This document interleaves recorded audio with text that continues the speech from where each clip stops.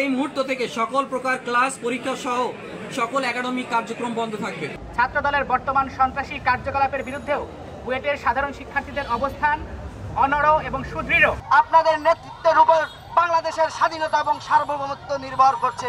আপনারা যদি ওই উশৃঙ্খল মব ক্রিয়েট বাহিনীর ফাঁদে পা ফেলেন, তারা সুযোগ নেবে, সেই সুযোগ নিয়ে বাংলাদেশকে অস্থিতিশীল করে তাদের স্বার্থ হাসিল করবে।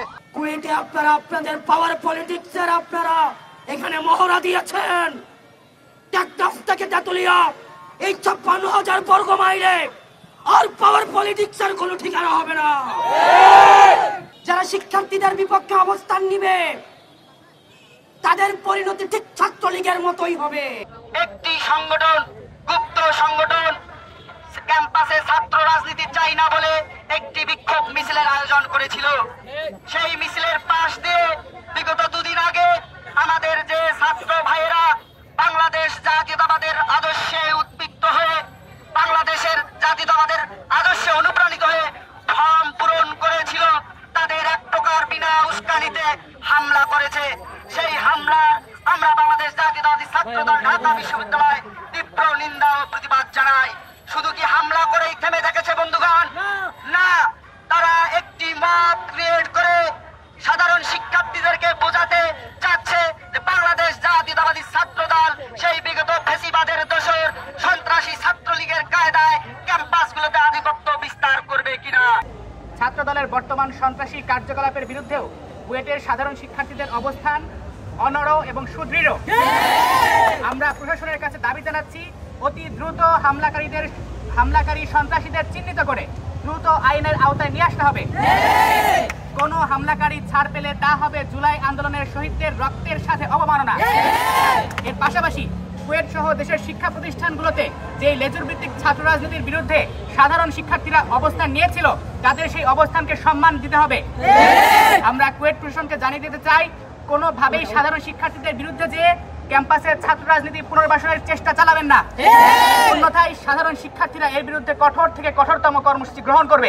এই বাংলাদেশে আবার যারা ছাত্রলীগ হয়ে উঠতে চাইবে, যারা শিক্ষার্থীদের বিপক্ষে অবস্থান নিবে, তাদের পরিণতি ঠিক ছাত্রলীগের মতোই হবে। সুতরাং আপনারা শিক্ষার্থীদের বিরুদ্ধে অবস্থান নিয়েন না। গত 16 বছরের আপনাদের নির্যাতন নিপীড়নের কথা ভুলে যায়েন না। আপনারা যদি মনে করে থাকেন এই চাপাতির রাজনীতি, এই হকিস্টিকের রাজনীতি, এই ছাত্রলীগীয় রাজনীতি আবার আপনারা ক্যাম্পাসে আবার আপনারা রিস্টোর করবেন, তাহলে ছাত্রলীগ গেছে যে পথে আপনারাও যাবেন সে পথে। প্রিয় সহযোদ্ধা, এই গণতন্ত্র উত্তরণের এই যে লড়াই, এই লড়াই আমাদের সমন্বিত লড়াই। এই লড়াই আমাদের যে শহীদ হয়েছে যারা, তাদের রক্তের দায় আমাদের উপরে রয়েছে, তাদের রক্তের দায়বদ্ধতা আমাদের উপরে রয়েছে।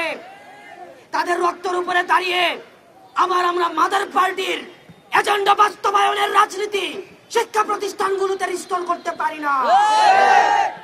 আপনারা শিক্ষার্থীদের ভাষায় কথা বলুন। শিক্ষার্থীরা কি শুনতে চায়, তারা কি দেখতে চায়, শিক্ষা প্রতিষ্ঠানগুলোতে কেমন রাজনীতি করতে চায়, তারা কি চায়। আপনারা শিক্ষার্থীদের জন্য যদি রাজনীতি করতে চান, তাহলে আপনাদের শিক্ষার্থীদের ভাষায় কথা বলতে হবে, তাদের মতের সাথে চলতে হবে, তাদের পথে চলতে হবে। কিন্তু আপনারা যদি আবার ক্যাডার পলিটিক্স করতে চান, আবার ছাত্রলীগ করতে চান, হল দখল করতে চান, সিট বাণিজ্য করতে চান, চাঁদাবাজি করতে চান, টেন্ডারবাজি করতে চান, আপনার পরিণত হবে সাদ্দামের মতো, পরিণত হবে আনানের মতো।